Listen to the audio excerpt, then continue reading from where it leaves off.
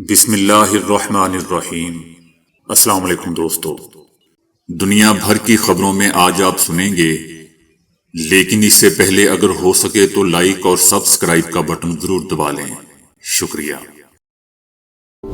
جیسے ہی انڈیا نے دنیا کی فیکٹری بننے کے لیے اپنا ترینہ خواب کی جانب کچھ پیش رفت دکھائی، امریکہ اور چائنا نے ایک نیا تجارتی معاہدہ کر لیا۔ دوستو، یہ ایک ایسا فیصلہ ہے جو انڈیا کے چائنا کی جگہ عالمی مینوفیکچرنگ کا مرکز بننے کے خواب پر پانی پھیر سکتا ہے۔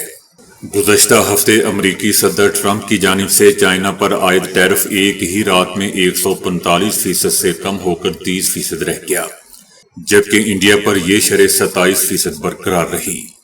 یہ پیش رفت دوستو امریکہ اور چائنا کے درمیان طے پانے والے معاہدے کے نتیجے میں ہوئی۔ یاد رہے دوستو کہ جو سرمایہ کاری چائنا سے انڈیا منتقل ہو رہی تھی وہ یا تو رک سکتی ہے یا پھر واپس چائنا کا رخ کر سکتی ہے۔ سستی اسمبلی لائن تو شاید انڈیا میں ہی رہے، لیکن ویلیو ایڈڈ مینوفیکچرنگ کا یہ جدید اور منافع بخش صنعتیں اب خطرے میں ہیں۔ یہ بدلا ہوا منظرنامہ دوستو اس جوش و خروش کے برعکس ہے جو پچھلے مہینے بھارت میں اس وقت دیکھنے کو ملا جب ایپل نے اشارہ دیا تھا کہ وہ امریکہ کے لیے تیار کیے جانے والے آئی فونز کی زیادہ تر پیداوار چائنا سے انڈیا منتقل کر رہے ہیں۔ اب صدر ٹرمپ نے انکشاف کیا ہے کہ انہوں نے ایپل کے CEO کو انڈیا میں فیکٹری نہ لگانے کا مشورہ دیا ہے، کیونکہ ان کے مطابق انڈیا دنیا میں سب سے زیادہ ٹیرف لینے والے ممالک میں شامل ہے۔ انڈیا امریکہ کے لیے چائنا کا متبادل بننے کے لیے ایک مضبوط امیدوار تھا۔ انڈیا کی امریکہ کو کی جانے والی 40% برآمدات دوستو وہی اشیاء ہیں جو چائنا بھی فراہم کرتا ہے۔ چینی مصنوعات کی جگہ لینے کے ابتدائی آثار پہلے ہی سامنے آ چکے تھے۔ انڈین صنعت کاروں کے ایک حالیہ سروے کے مطابق برآمدی آرڈرز کی شرح 14 سال کی بلند ترین سطح پر پہنچ چکی ہے۔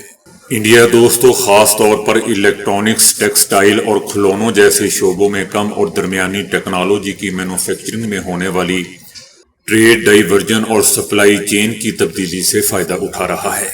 اگرچہ دوستو چائنا اور امریکہ نے حال ہی میں اپنے تجارتی تعلقات کو ری سیٹ کیا ہے، لیکن دونوں کے درمیان دوری شاید بڑھتی رہے اور مستقبل میں اس کا فائدہ انڈیا بھی اٹھا سکتا ہے۔ ایک وجہ یہ بھی ہے کہ ماضی کے مقابلے میں وزیر اعظم نریندر مودی کی حکومت اب غیر ملکی کمپنیوں کو انڈیا میں سرمایہ کاری کی زیادہ کھلی اجازت دے رہی ہے۔ اس نئی پالیسی سے بھی انڈیا کو فائدہ ہو سکتا ہے، یہ تو آنے والا وقت ہی بتائے گا۔ اس کے علاوہ دوستو انڈیا اور امریکہ ایک ممکنہ تجارتی معاہدے پر بھی بات چیت کر رہے ہیں۔ اگر یہ معاہدہ ہو جاتا ہے تو انڈیا ان عالمی کمپنیوں کو اپنی طرف کھینچ سکتا ہے جو اب چائنا پر انحصار کم کرنا چاہتی ہے، لیکن دوستو مجھے نہیں لگتا کہ ایسا کبھی ہو سکے گا۔ حال ہی میں انڈیا نے برطانیہ کے ساتھ ایک معاہدہ کیا ہے جس کے تحت گاڑیوں جیسے شعبوں پر ٹیکس کم کیے جائیں گے۔ یہ اشارہ دیتا ہے کہ بھارت امریکہ کے ساتھ جاری مذاکرات میں صدر ٹرمپ کو بھی ایسی رعایتیں دے سکتا ہے۔ لیکن دوستو یہ تمام باتیں ایک طرف، لیکن حقیقت یہ ہے کہ یہ سب کچھ اتنا آسان نہیں ہوگا جیسا انڈیا سمجھ رہا ہے۔ یہ انڈیا کے تجزیہ کار سمجھ رہے ہیں، یہ سمجھ کے بیٹھے ہوئے ہیں۔ یہ دوستو حقیقت ہے کہ چائنا اب پھر مقابلے میں آ چکا ہے، مگر اس کے باوجود دیگر ایشین ممالک بھی اس دوڑ سے باہر نہیں ہیں۔ ویتنام جیسے ممالک بھی میدان میں موجود ہیں اور اس کے علاوہ پاکستان میں بھی اب میدان میں آ چکا ہے۔ ایسے میں اب انڈیا کو اس موقع سے فائدہ اٹھانے کے لیے ایسے کسی ٹیرف کو متعارف کروانے کی ضرورت ہے جس سے کاروبار میں آسانی سے اصلاحات ممکن ہو سکیں۔ کاروبار میں بہت زیادہ ہیرا پھیری نے دوستو غیر ملکی سرمایہ کاروں کو بھی مایوس کر دیا ہے، اور یوں اس سے انڈیا کی مینوفیکچرنگ کی پیداوار رک گئی ہے، جس سے بھارت کی اس شعبے میں مجموعی قومی پیداوار GDP گزشتہ 2 دہائیوں سے 15% پر رکی ہوئی ہے۔ چائنا سے سرمایہ کار کی دلچسپی کو انڈیا لانے کے لیے بھارتی حکومت کو زیادہ کامیابی حاصل نہیں ہو سکی ہے۔ کم اجرت پر کام کرنے والے مزدور، ٹیکس کے سادہ قوانین، کم ٹیرف اور فال فری ٹریڈ ایگریمنٹس نے ویتنام، تھائی لینڈ، کمبوڈیا اور ملیشیا جیسے ممالک کی برآمدات کو بڑھانے میں مدد دی ہے، جبکہ انڈیا دوستو اس شعبے میں بہت ہی پیچھے رہ گیا ہے۔ بھارت اتنا پیچھے رہ گیا ہے کہ اسے دوربین کے ذریعے دیکھنا پڑتا ہے۔ کہ بھارت کہاں کھڑا ہے۔ انڈیا کے لیے دوستو ایک اور تشویشناک بات یہ ہے کہ انڈیا کو خام مال کے لیے چائنا پر انحصار کرنا پڑتا ہے۔ اس خام مال میں وہ الیکٹرانکس کی اشیاء اور پرزے بھی شامل ہیں جو آئی فونز میں استعمال ہوتے ہیں، اور یہی چیز بھارت کی کمزوری بن کر سامنے آ چکی ہے، جس کی وجہ سے انڈیا اب اس کی سپلائی چین کو مکمل طور پر اپنی طرف نہیں لا سکتا۔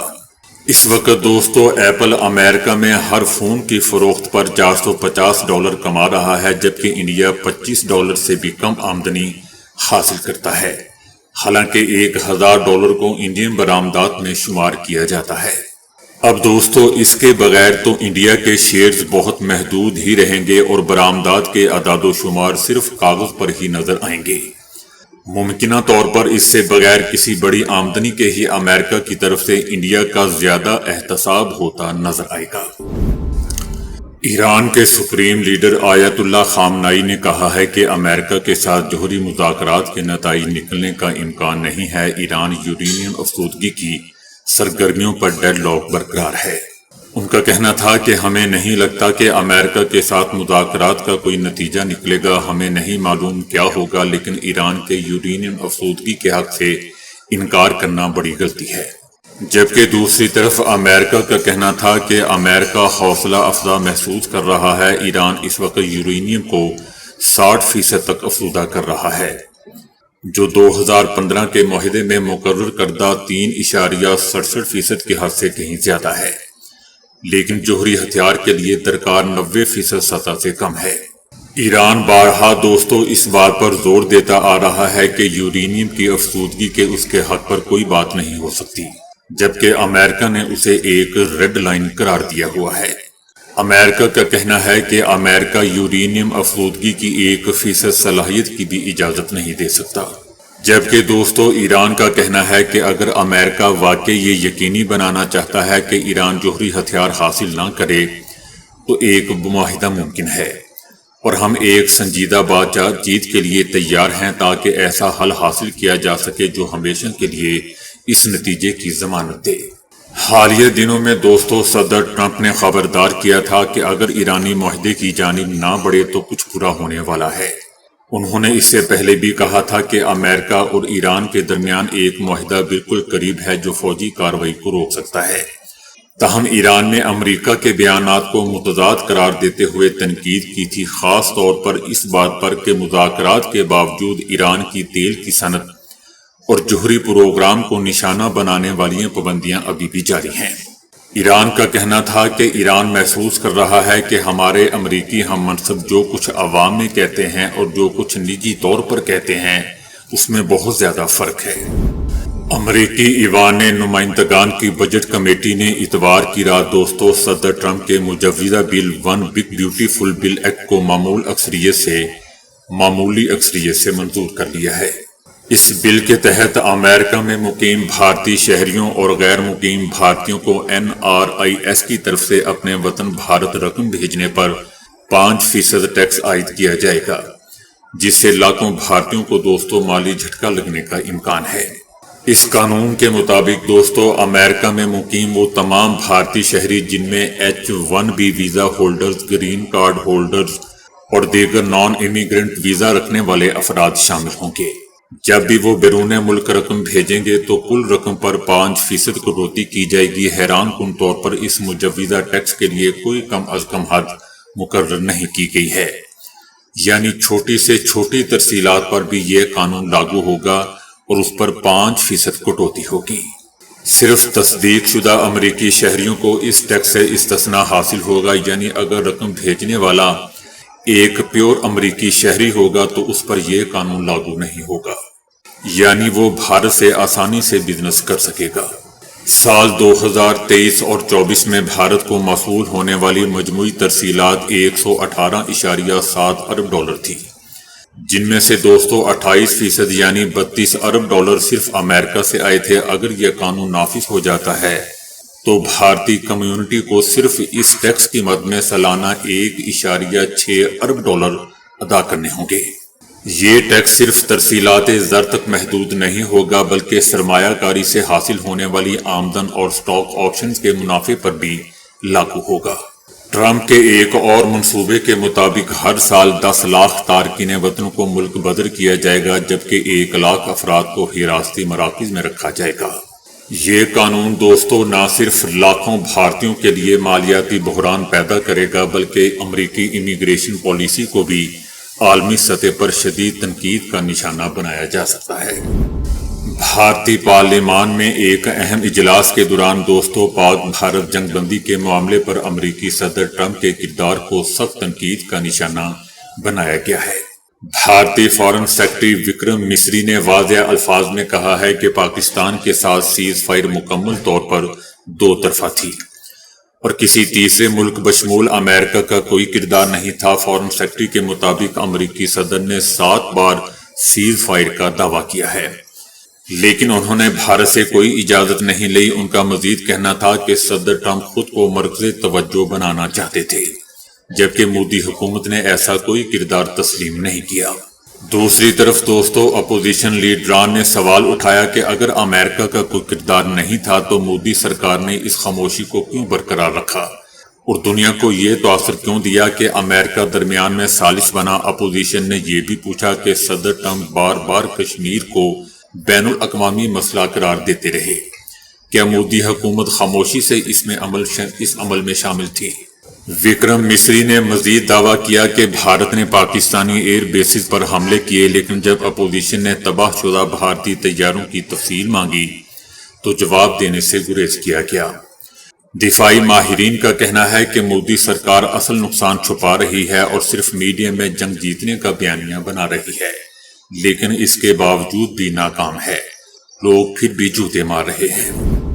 جیسا کہ دوستو ہم جانتے ہیں کہ بھارتی سپریم کورٹ نے کرنل صوفیہ قریشی کے خلاف متنازع بیان دینے پر مودی سرکار کے وزیر وجے شاہ کے خلاف تحقیقات کے لیے اسپیشل انویسٹیگیشن ٹیم بھی تشکیل دینے کا حکم دیا ہے، اور ہم یہ بھی جانتے ہیں کہ سماعت کے دوران مدھیہ پردیش میں مودی سرکار کے اس وزیر وجے شاہ نے کرنل صوفیہ قریشی سے متعلق اپنے بیان پر معافی بھی مانگی تھی۔ ججز نے کہا تھا کہ آپ ایک عوامی شخصیت ہیں، آپ کی بات کو اہمیت دی جاتی ہے، آپ کی تقریر کی ویڈیو سے لگتا ہے کہ آپ گالی ہی دینے والے تھے، لیکن یا تو خود کو روک لیا یا مناسب الفاظ نہ مل سکے۔ بینچ نے وزیر وجے شاہ سے کہا کہ آپ کی معذرت میں خلوص کا فقدان ہے۔ آپ نے کہا کہ اگر کسی کو تکلیف پہنچی ہو تو معذرت یہ مشروط معافی ناقابل قبول ہے۔ عدالت کا کہنا تھا کہ آپ نے کرنل صوفیہ کے بارے میں جو الفاظ ادا کیے نہ اس کا اعتراف کیا اور نہ ہی ندامت ظاہر کی، بلکہ اگر مگر سے کام لیا۔ عدالت نے وزیر وجے شاہ کے بیان کو شرمناک اور عوامی احساسات کو مجروح قرار دیتے ہوئے کہا کہ ہمیں یہ معافی درکار نہیں ہے۔ آپ نے ایک غلطی کی اور اب محض ایک کھوکھلی معافی کے ذریعے بچنا چاہتے ہیں، یہ آپ کی معافی قابل قبول نہیں ہے۔ عدالت کے اس رسپانس پر تجزیہ کاروں اور وکلا کا کہنا ہے کہ وجے شاہ کو ٹھیک ٹھاک سزا ہو سکتی ہے۔ امریکہ کے سرکاری ادارے U S China economic and security review commission نے امریکی پارلیمنٹ یعنی کانگریس کو پیش کردہ اپنی حالیہ رپورٹ میں انکشاف کیا ہے کہ چائنا الیکٹرانک وارفیئر میں زبردست ترقی کر چکا ہے۔ وہ ایسے ہتھیار بنا رہا ہے جو امریکی ہتھیاروں کو شناخت اور ٹارگٹ کر کے شعاعیں مار کر تباہ کر دیں گے۔ اس رپورٹ نے دوستو امریکی عسکری حلقوں میں سنسنی پھیلا دی ہے۔ دور جدید میں تقریباً سبھی ننھے کمپیوٹر، سینسر، چپ اور برقی آلات کے ذریعے ہی ہتھیار کام کرتے ہیں۔ الیکٹرانک وارفیئر میں دوستو مختلف شعاعیں مثلاً برق، مقناطیسی، ریڈیائی، infrared, microwaves, laser, particle beam وغیرہ خارج کرتے ہتھیاروں کی مدد سے دشمن کے ہتھیار کا الیکٹرانک سسٹم جیم یا تباہ کیا جاتا ہے۔ حال ہی میں الیکٹرانک وارفیئر کے پاکستانی ماہرین نے بھی رافیل سمیت 6 بھارتی طیارے، ڈرونز اور میزائل مار گرائے تھے اور اس میں اپنی مہارت دکھائی تھی۔ تجزیہ کاروں کا کہنا ہے کہ چائنا کے تعاون سے الیکٹرانک وارفیئر میں مزید جدتیں پیدا کر کے پاکستان مستقبل کے میدان جنگ میں اپنے دشمنوں کو حیران کر سکتا ہے۔ بتایا جا رہا ہے کہ 2 سال سے زائد عرصے سے جاری جنگ کے دوران یوکرین نے آج تک کا روس پر سب سے بڑا ڈرون حملہ کیا ہے۔ یوکرین کے اس ڈرون حملے میں کم از کم 2 افراد مارے گئے ہیں اور 18 زخمی ہوئے ہیں۔